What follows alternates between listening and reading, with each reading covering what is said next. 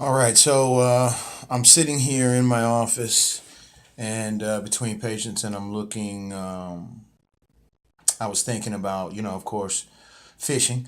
And, there's a few things that I wanted to, as a chiropractor, there's a few things I wanted to say that could probably help you out as far as saving yourself um, uh, some from a physical standpoint and a mental standpoint before we get on the water. And one of the first things that I've noticed that I've done just through trial and error, one of the first things that I put on as far as fishing gear is a jock strap to help support the genitals, keeps them close to the body, which will help you keep yourself warm on those cold days. And it also helps with your core too. If you're keeping everything close to your body, when we're on that water, some of you don't notice how much we use our core, our abs, and again, our core. And so it would benefit you to work on your core when you're not on the water, and it would also benefit you to also, wear a jock strap for support. No matter how, large or small your genitals are, at the right angle on that boat, it can catch you, and it can take some things out of you physically. And it will also help you stay strong throughout the course of the day, and that's important. Another thing I wanted to get back onto as far as fishing is, the mental aspect of it, and maintaining motivation, or gaining motivation. And sometimes when we come off a skunk day, or maybe just caught one or two and just had a frustrating day, we kind of harp on what you did wrong, and you should. But you should also harp on what you did right, what you did to catch those fish, what you didn't do to catch any fish, and that should propel you into your next tournament to do things differently. If you keep doing things the same way, you're going to get the same results, and that's the definition of insanity. So, on Lake Lanier on the 24th of February, caught 8.1 pounds, mostly off of rattle trap. So, what I've done since then, I didn't say, hey, I got this rattle trap down. I went and I looked on YouTube on rattle trap videos, just to kind of hone in and to maintain the momentum or motivation that I have to throw a rattle trap, which is a confidence bait. So, there's always something that I pick up when I watch these videos and whatnot. Even if you can throw the best rattle trap and, that's your confidence and you do well with it, you can always practice and learn more. Even the pros practice.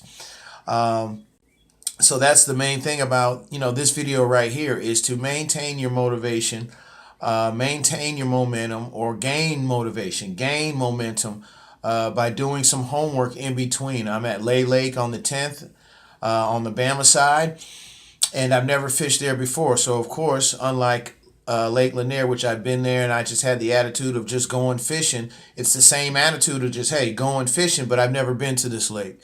So I need to do some research. I need to find out, what's going on in this lake, and I need to look at old tournaments and things like that, just so, I can get familiar with the layout of the lake, and then again provide some insight to my boater once we meet up. Like, hey, are we going to go down by the dam? Are we going to stay up? If he says these things to you, it should be familiar, especially if it's on a lake that you've never fished before. I'm always going to have on my confidence baits. This week, I'm definitely going to keep a Ned rig on. I'm definitely going to keep a rattle trap on. And I'm going to vary those rattle traps to see which color or which cadence that the fish like. I am going to rely on the rattle trap to a certain extent, but if my boater shows me something else, I'm also going to adapt to that situation. So, as co-anglers, we have to be able to adapt to any situation, and that's the boater situation or the water situation. And another thing that happened to me last weekend, or the last time I fished on Lake Lanier, I was doing pretty well. I think I had 3 fish to his one, and he turns to me and he says, hey, you're kicking my behind. And I said to myself, I was like, yeah, I'm not competing against you. I'm competing against the water. And that's what kept me focused. I was not worried about how many fish my boater had, or I was kicking my boaters behind. I'm not a co-angler for that.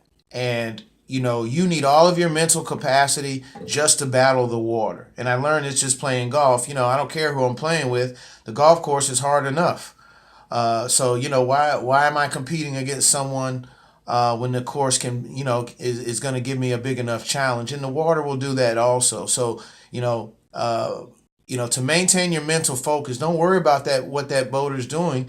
If he's catching fish, you have to adapt to that, but you're not out to kick the boaters behind. And it's not always fun to say, yeah, I caught 5 and my boater caught 2 or 3 or didn't catch a limit.